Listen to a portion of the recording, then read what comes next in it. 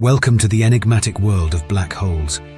Black holes are regions of space-time where gravity is so strong that nothing, not even light, can escape their pull. They're like cosmic vacuum cleaners, sucking in everything that comes too close. They're formed when massive stars collapse under their own gravity after burning out their nuclear fuel. This collapse results in a singularity, a point of infinite density, wrapped in an event horizon, a boundary beyond which nothing can escape. Despite their destructive reputation, black holes are key players in the universe. They help regulate the growth of galaxies and might even spawn new ones. Some theories even suggest that black holes could be gateways to other universes. One of the most fascinating aspects of black holes is their effect on time. According to Einstein's theory of relativity, time slows down near a black hole. So, if you could somehow survive a trip to a black hole, you'd experience time at a slower rate than someone far away.